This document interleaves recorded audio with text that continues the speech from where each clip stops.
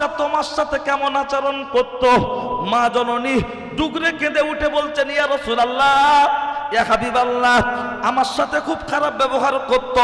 আল্লাহর নবী বললেন, ও বাবা আলী, জলদি করে যাও না চলি।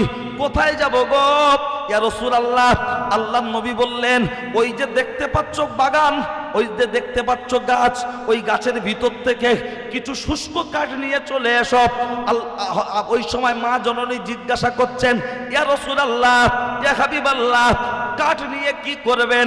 বলছে, কাঠটাকে নিয়ে সাজিয়ে দেয়া হবে, আগুন দাউ দাউ করে জ্বলবে, তোমার বাচ্চাকে ওই আগুনে নিক্ষেপ করে দেয়া হবে।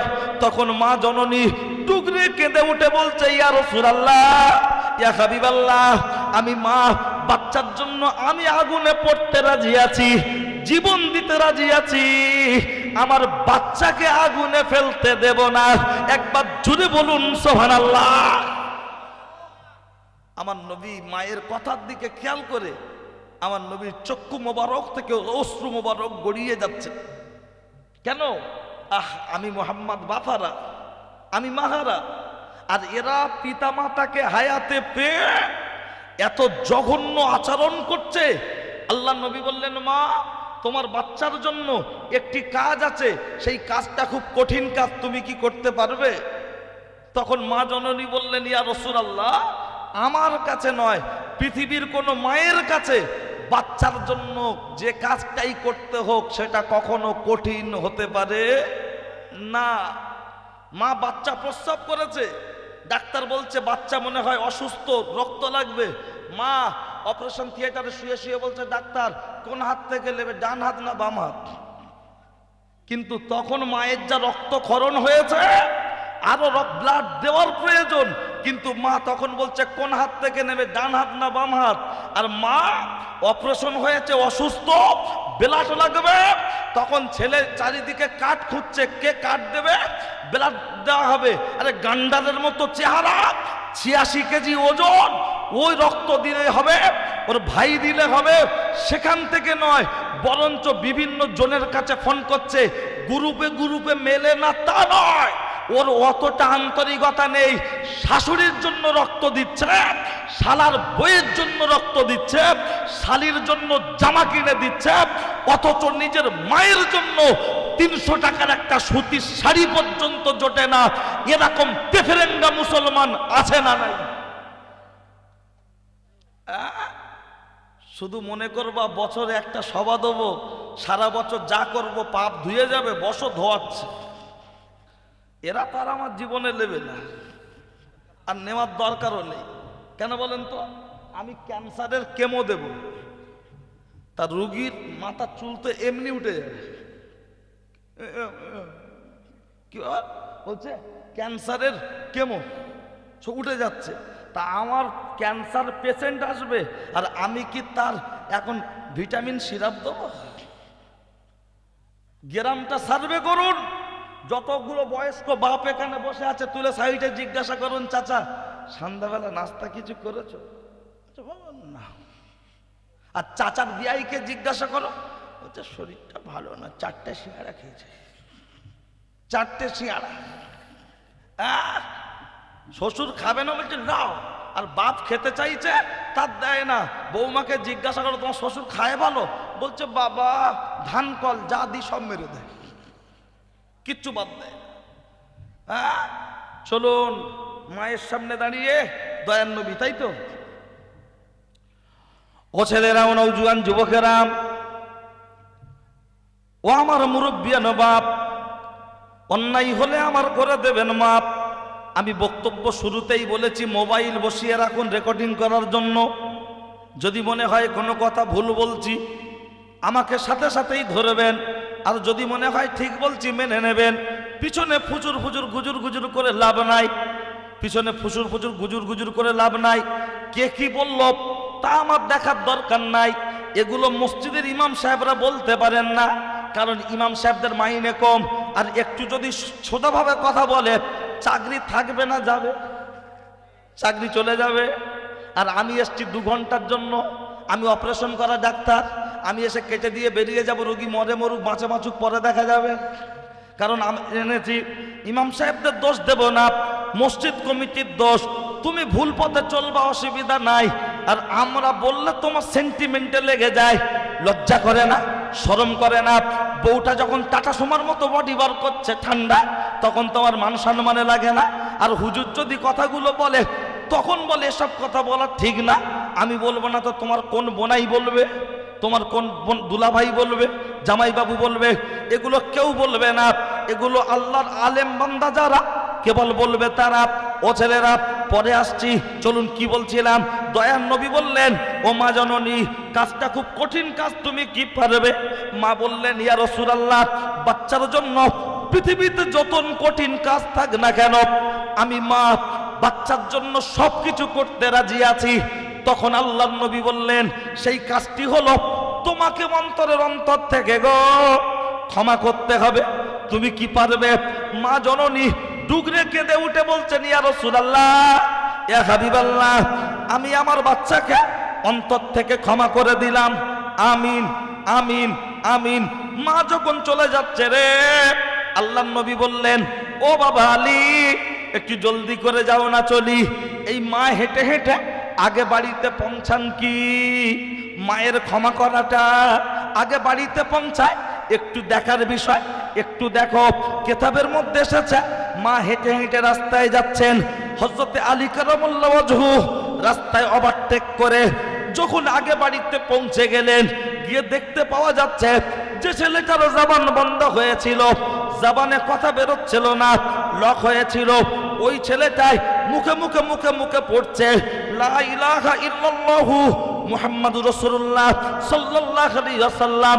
মা বাড়িতে গেল, বাচ্চার সাথে কথোপকথন হলো, বাচ্চা ক্ষমা চাইলো, মা ক্ষমা করে দিল। ছেলেটা কলমা পড়তে পড়তে ইন্তেকাল করে গেল। ইন্না লিল্লাহি ওয়া ইন্না ইলাইহি রাজিউন। একবার সকলে মিলে বলি সুবহানাল্লাহ। কেন সুবহানাল্লাহ বলতে বললাম? যে মানুষের যার শেষ বাক্য কলেমা শরীফ, তার নসিব ভালো না খারাপ, এই জন্য বলেছি সুবহানাল্লাহ। ওই কেতাবের টিকায় লেখা হয়েছে, মা যদি ক্ষমা না করতেন, ওই বাচ্চার মুখে কলেমা নসিব হতো না। আমি কালীপাড়ায় জলসা করতে করতে আমি প্রমাণ দিচ্ছি বলে সেই বাচ্চা আল্লাহর আবেদ বান্দার কথা বলছিলাম, পাহাড়ের উপরে নামাজ পড়ার কথা। আপনাদের কি মনে আছে যারা ছিলেন? একটু সমস্যা হয়েছিল, যদি আপনারা শুনতে ইচ্ছুক থাকেন, ও কথাটাও এর মধ্যে প্রমাণের চ্যালেঞ্জিংয়ের জায়গায় এসে যাবে ইনশাআল্লাহ। কারণ সেদিনে একটু ভুল বোঝাবুঝির কারণে ওদের মধ্যে একটু সমস্যা হয়ে কোনো একটা বিশৃঙ্খল হয়েছিল। ইনশাআল্লাহ আজকের তা আমি আপনাকে আমার নির্দিষ্ট টাইমের মধ্যে কভার করে বুঝিয়ে দেওয়ার চেষ্টা করি।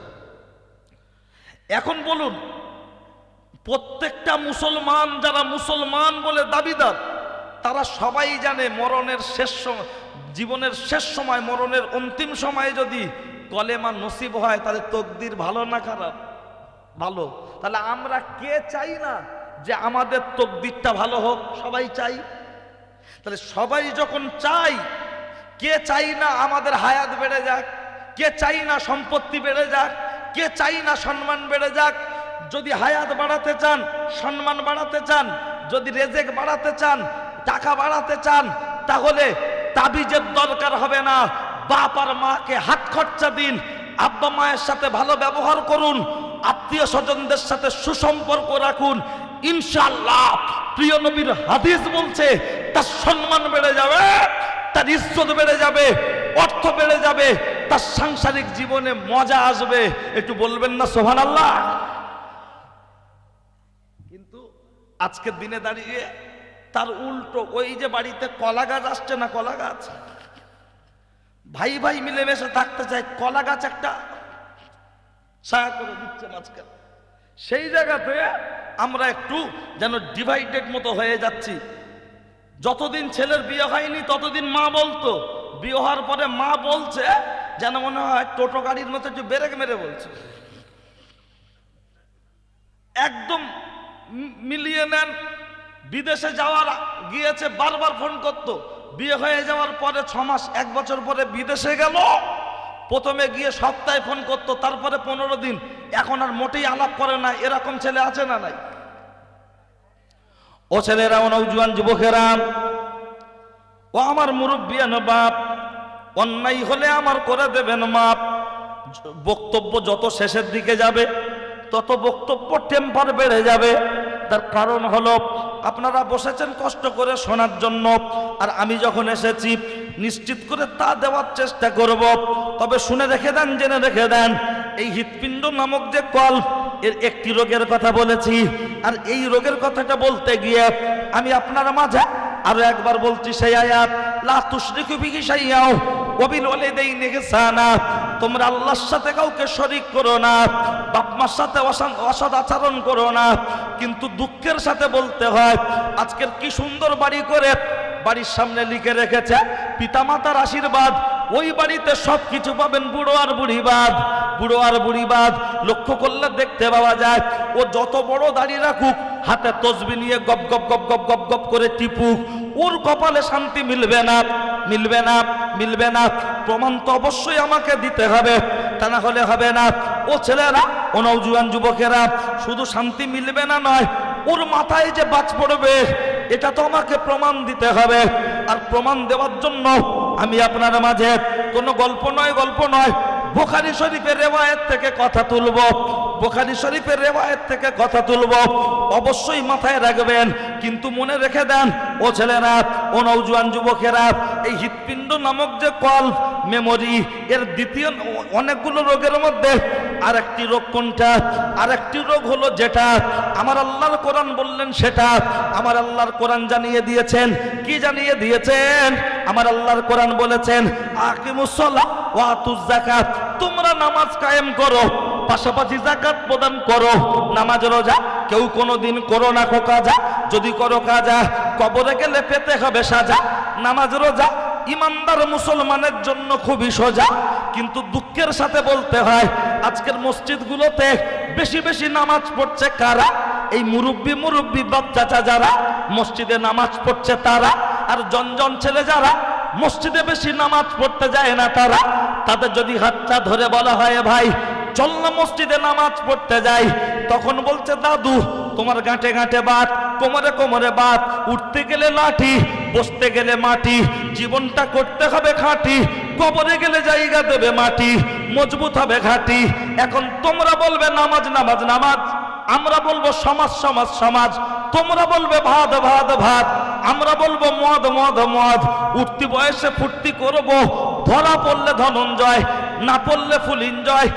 আমাদের জন্য আবার নামাজ কিসের? পাড়ায় দুধওয়ালা দেখবেন দুধ নিয়ে আসছে, দুধ নেবে, বলছে ধার দিবি, বলছে না, বলছে চলে যা।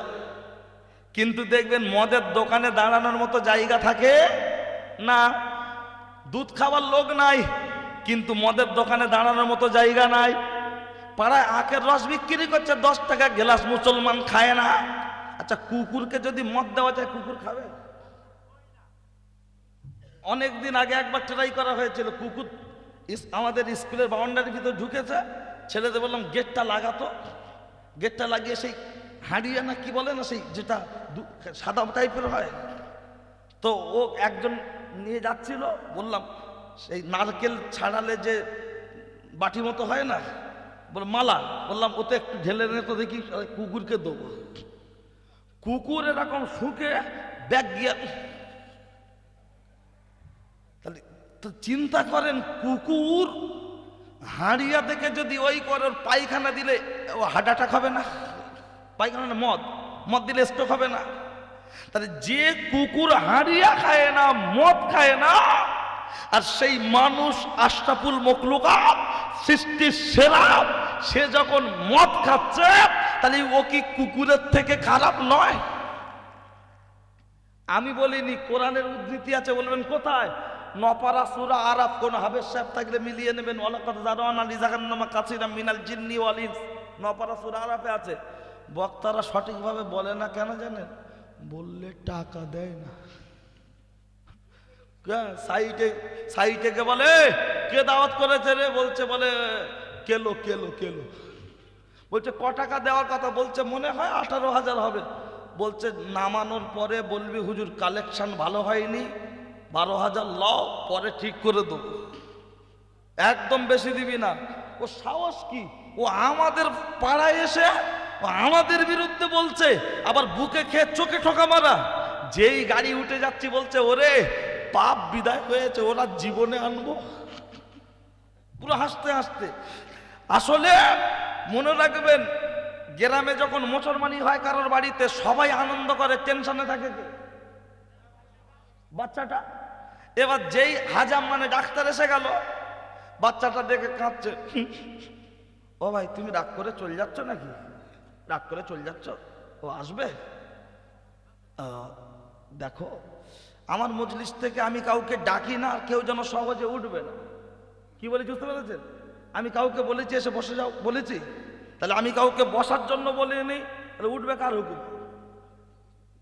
কি বলেছি বুঝতে পেরেছেন? পেশাব লাগতে পারে, তবে একা উঠবেন, ডবল না। জলসা দিকে এরকম করে, তার মানে ওর কাছে বিড়ি আছে, আগুন নেই, তাই একটু পাশের লোক। অত সহজ? যে যার লাগবে সে একা উঠবে। ও কি টাইম কল নাকি যে আমার লাগলে আমার ভাইয়ের লাগবে? আরে ভাই ভাই, হাসান হোসেন ভাই তুমি, আমি রাম লক্ষণ ভাই, টেনশন কিসে আছে ভাই? চলুন, কি বলছিলাম আমি আপনার, এই যে মুসলমানি, যেই ডাক্তার এসে গেছে, বাচ্চাটা কাঁদছে। বাচ্চার দাদু বলছে কি হলো, কাঁদছিস কেন? বলছে আমার খুব ভয় লাগছে। বলছে ধর, একটুখানি কাটবে, ভয় লাগছে। বলছে দাদু আমার খুব টেনশন হচ্ছে। বলে যেই ডাক্তার এসে ব্যাগটা রেখেছে, ও তো জানে এবার আমার অপারেশন হবে, ও সুযোগ পেয়েই দৌড়াচ্ছে। সবাই বলছে দাঁড়া দাঁড়া। যেই বাচ্চাটা দৌড়াচ্ছে, কোন রকম পড়ে গেল, ওকে ধরে তুললো, গায়ে ধুলোটা ঝেড়ে দিচ্ছে, আর বলছে লাগবে না রে, একটুখানি কাটবে। তা বাচ্চাটা কাঁদতে কাঁদতে বলছে ও দাদু, তবে আমার না কেটে তোমার কাটুক। বলছে ধুস, তাই আবার হয়? বাচ্চাটা যখন ভয় করছে, ওকে এমন ভাবে ধরে ডাক্তারের সামনে নিয়ে যায়, তখন ওর মামা কাকা মনে হয় না কসাই মনে হয়? কসাই মনে হয় না? হাত পাত দুমড়ে ধরে বলছে কেটে দাও। বাচ্চাটা বলছে মরে যাবো, বলছে চুপ কর। মরে যাবো, বলছে চুপ কর।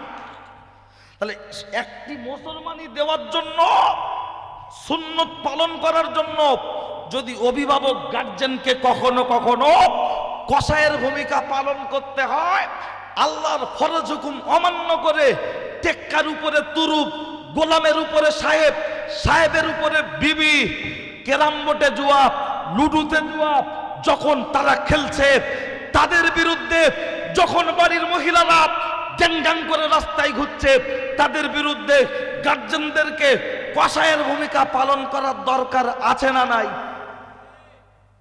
এখন বলছে আর যুগ জামানা খারাপ, মেয়ে আর ফ্রিতে বিয়ে হয় না। কে বলেছে মেয়ে ফ্রিতে বিয়ে হয় না? যুগ জামানা খারাপ। হ্যাঁ বসেন দেখছি, যুগ জামানা খারাপ কি মেয়ে ফ্রিতে বিয়ে হয় না কেন? ওরে পিতামাতা সরকার ভেবে দেখা দরকার, এর জন্য আপনার আমার দোষ আছে। শুধু এমনি এমনি বলছে যুগ খারাপ। কে বলেছে যুগ খারাপ? দয়ান নবী বলেছেন তোমরা যুগ জামানাকে গালি দিও না। আগেও সূর্য যেমন উঠতো এখনো তেমন উঠছে, আগেও যেমন ডুবতো এখনো তেমন ডুবছে। যুগ জামানার কোনো পরিবর্তন হয়নি, মানুষের স্বভাব পরিবর্তন হয়েছে। কথা ঠিক কি না? প্রমাণ নেবেন? একটা দিই, তারপরে আবার দিকে যাচ্ছি। নরেন্দ্র মোদী দখল করলেন দিল্লির গদি। তিনি বলেছেন আমি ক্ষমতায় এলে পেয়ে যাবে আচ্ছে দিন। লাগবে না, লাগবে না, দেখে কি বলছিলাম? আসলে আমি যা বলি সব তো আর কেতাবে নেই, বুঝলেন? বেরেন থেকে ভেবে ভেবে বলতে হয়, একবার মস্তিষ্ক ঘুরে গেলে সমস্যা। তো তিনি বললেন আমি ক্ষমতায় এলে পেয়ে যাবে আচ্ছে দিন, নাচতে থাকো দিন দিন, টাকা দিতে হবে না ক্যাশ, বাড়িতে নিয়ে নাও উজালা গ্যাস। গেছে না যায়নি? যেই বাড়িতে উজালা গ্যাস পৌঁছে গেল, তখন সিলিন্ডার ভরতে টাকা নেওয়া হতো 400 টাকা। বাড়ির মহিলারা উজালা গ্যাস ভরে দেখছে বাহ, হাঁড়ি বেশি মাজতে হয় না, ধুতে হয় না, এ তো খুব ভালো জিনিস, কালি হয় না। তখন আস্তে আস্তে অভ্যাস হয়ে গেল, গ্যাসের দাম বাড়তে বাড়তে 1200 টাকা হলো। মেয়েরা বলল শুধু গ্যাস কিনলে হবে না, এমন একটা হাঁড়ি কিনে দাও তরকারি হলে যেন ডেকে দেয়। বলল সে আবার কি রাখ, বলল চলো 200 দিনা বাজারে গেল, কিনলো হাঁড়ি, আসলো বাড়ি, তরকারি চাপালো তাড়াতাড়ি হয়ে গেলে আবার হাঁড়ি ডেকে দিচ্ছে, মানে প্রেসার কুকার। বলছে বৌদি নামিয়ে না, আবার হাঁড়ি ডেকে দিচ্ছে, মেজো ভাবি গিলে নাও। খাচ্ছা শরীর এরকম জিজ্ঞাসা করে, ভাবি শরীর ভালো? বলতো শরীরটা মোটে ভালো না। বলুন তখন মাটির চুলো, কাঠের জাল, তুষ কুড়ো, গরুর গোবর শুকিয়ে ঘুঁটে জাল দিল। আমাদের এই মুরব্বী যারা বসে আছেন, ওনাদের স্ত্রী, আমাদের মা, তারা মেটের হাঁড়িতে রান্না করলো। এবং তারা লেখাপড়া খুব বেশি জানতো না, তারপরেও তাদের নামাজ কাজা হতো না। আর এখন হাতে হাতে মোবাইল, সামনে ঘড়ি, দেখতে পারে সবাই, কিন্তু তারপরেও আমাদের বাড়িতে মহিলাদের নামাজ পড়ার সময় হচ্ছে না। তাহলে যুগ খারাপ না মানুষ খারাপ? 2 নম্বরটা হলো কি, কিছু বলবে তোমরা? 2 নম্বর হলো, আমার দিকে খেয়াল করেন, অন্য মনস্ক হবেন না, বলবো হাওড়া, শুনবেন কেওড়া, লেগে যাবেন, ঝগড়া ওটা না হয়, মন ফ্রেশ করে রাখুন। 2 নম্বর হলো, আগে বলুন এ উপস্থিত জনমণ্ডলী, আমি আপনার কাছে জানতে চাই, আগেকার মানুষ হাইট বেশি ছিল না এখনকার মানুষের হাইট বেশি? আগে শাড়ি ক হাত ছিল? 10 হাত। এই মুরব্বী ঠিক বলেছে। তাহলে আগে শাড়ি ছিল 10 হাত, লোকাল শাড়ি হলে 9 হাত, 9.5 হাত, ব্র্যান্ডেড কোম্পানির হলে 10 হাত।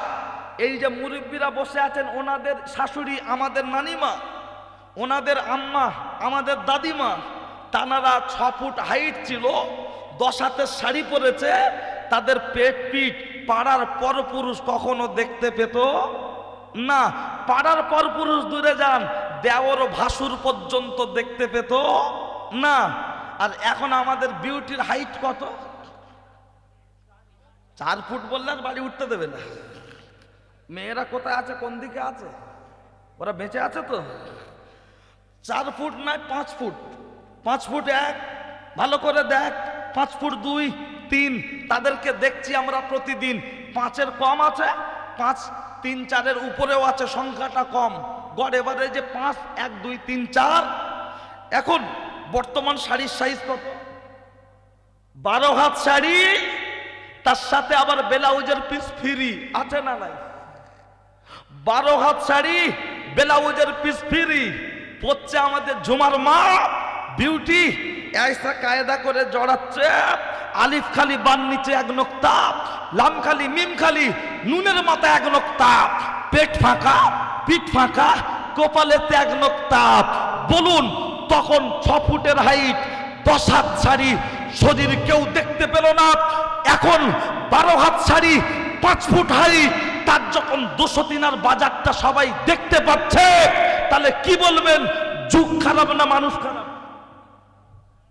যদি বলা হয় বউকে কি পরিয়েছিস, সব দেখা যাচ্ছে, বলছে ও হুজুর শুধু কি আমি একা দেখবো, পাড়ার লোকের হক নেই?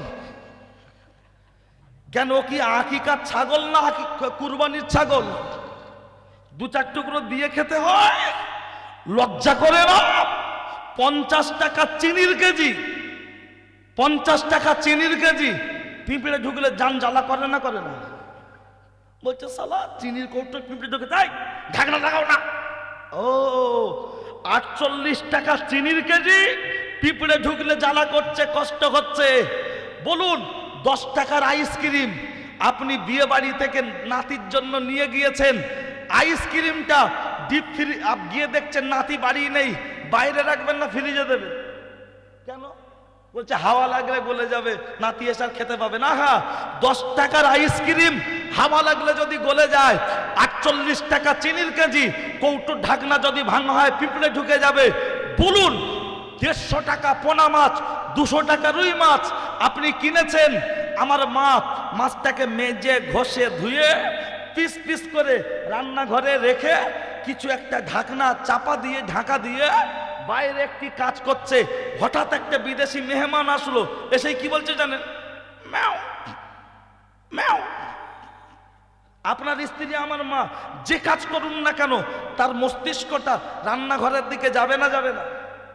রান্নাঘরে লাদেন বসে ভাত খাচ্ছে, মা বলছে এই ছেলে, এই লাদেন। কি হলো মা? বলছে মাছটাকে নিয়ে ফ্রিজে ঢোকা। কেন মা? বলছে ওলাউটো তোর চোখে দেখতে পাচ্ছিস না বিড়াল ঘুরছে। আহা, 150 টাকার পোনা মাছ বিড়াল খেয়ে নেবে তাই ফ্রিজে দিচ্ছি। যারা গরিব মানুষ ফ্রিজ নেই, রান্নাঘরে যেটা আলমারি মতো থাকে না, সুটকেস না কি বলে, মিটকেস, বলছে ওখানে ঢোকা। কেন? বলছে গরিব মানুষ ফ্রিজ নেই, বিড়াল খেয়ে নেবে, ওতে দে। আহা, 150 টাকার মাছ বিড়াল খেয়ে নেবে, তাকে যদি মিটকেসে দিতে হয়। যাদের মিটকেস নেই তারা বলছে মাছের হাঁড়ির মুখে জগে জল ভরে ওর উপরে বসিয়ে দে। কেন? যাতে বিড়াল কোন রকম ওই মাছ খেতে না পারে। আচ্ছা বলুন, 150 টাকার মাছের থেকে আপনার মেয়ে আমার বোন তার রূপ যৌবনের দাম কি কম? 200 টাকার রুই মাছের থেকে আপনার মেয়ে আমার বোন, আপনার স্ত্রী আমার মা, তার রূপ যৌবনের দাম কি কম? তাহলে 150 টাকার মাছ বিড়াল খেয়ে নেবে, ভিতরটাই জ্বলছে। 200 টাকার মাছ বিড়াল খেয়ে নেবে, ভিতরটা জ্বলছে। আজকে যাদের বাড়ির মেয়েরা মাছের মতো বাজারে চড়ে চড়ে বেড়াচ্ছে, বাড়ির বউগুলো যারা মাছের মতো চড়ে চড়ে বেড়াচ্ছে, ওদের পিছনেও কিছু বিড়াল ঘুরছে না, ঘোরে না? এসে বলছে ম্যাও ম্যাও, ভাবি ফোন নম্বরটা দাও। ম্যাও। মেয়ের মা বলছে আও খাও, গল্প করে যাও, তুমি তো বাতকুল্লার ছেলে, ভয়ে কাকে পাও। ম্যাও আও খাও, গল্প করে যাও, তুমি তো 200 দিনার বাজারের ছেলে, ভয় কাকে পাও। ম্যাও আও খাও, গল্প করে যাও। বলুন, 150 টাকার মাছ বিড়াল খেয়ে নেবে, তার যদি গুরুত্বর সাথে ফ্রিজে ঢোকাতে হয়, আপনার মেয়ে আমার বোন তার রূপ যৌবনের মূল্য 150 টাকা নয়, 200 টাকা নয়। আল্লাহর নবীর হাদিস বলছে ইন্নাদ দুনিয়া কুল্লাহা মাতাউন ওয়া খায়রু মাতাইদ দুনিয়া আল মারআতু সালিহা। গোটা পৃথিবীটা হলো সম্পদ, তার মধ্যে শ্রেষ্ঠ সম্পদ হলো নারী। নারী হলো গুপ্তধন, তাকে ঢেকে রাখা প্রয়োজন। লজ্জা করে না? শরম করে না? 10 টাকার আইসক্রিম গলে যাবে, সে যখন বডি বার করে রাস্তায় ঘুরছে, ছেলেরা দেখে বলছে আহা কি সুন্দর জিনিস যাচ্ছে। ও আবার বেহায়া ঘুরে ঘুরে দেখছে কে বলেছে, চোখে চোখে শুভ দৃষ্টি। ফুচকার দোকানে গিয়ে বলছে ফুচকা খাবে, মানি ব্যাগে টাকা নেই, কাগজের আর মোটা, আল্লাহর কি রে, পকেট উঁচু হয়ে আছে তো, দেখে মনে মনে করছে মাল আছে, মনে হয় মালয়েশিয়ায় থাকে। What is your case? ফোনে ফোনে গল্প করে শেষ। এ চালাচ্ছে হোয়াটসঅ্যাপ, ভাবি চালাচ্ছে ফেসবুক, ভিডিও কলে দেখাচ্ছে মুখ আর বুক, তাতেই বলছে কাবি খুশি কাবি গাম। কোথায় গেলে পাবো ঋত্বিক রোশন? তাই তো স্বামীকে রেখে অন্য পরপুরুষের সাথে সম্পর্কে লিপ্ত হচ্ছে। এর জন্য দায়ী আমাদের। আমরা ডিপ ফ্রিজে রেখেছি বটে, কিন্তু ফ্রিজের গ্যাস শেষ। আমি আপনাকে হাদিস শুনিয়েছি, গল্প নয়। এর উপরে আবার আয়াত বলবো, কি আপনাদের অসুবিধা লাগছে? আমি আগেই বলেছি একটু অপারেশন করতে পছন্দ করি, মনে আছে তো? চলেন দেখি আর একবার সবাই আওয়াজ নেব।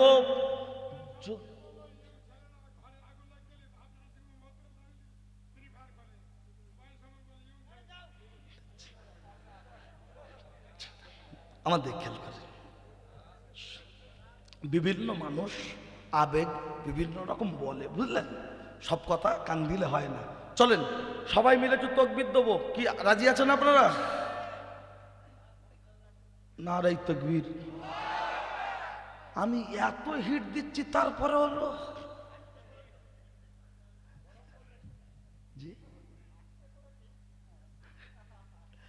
হ্যাঁ সবাই মিলে আল্লাহর নাম যদি নেওয়া যায়, জোরে দিতে হবে না, সবাই মিলে নিতে হবে।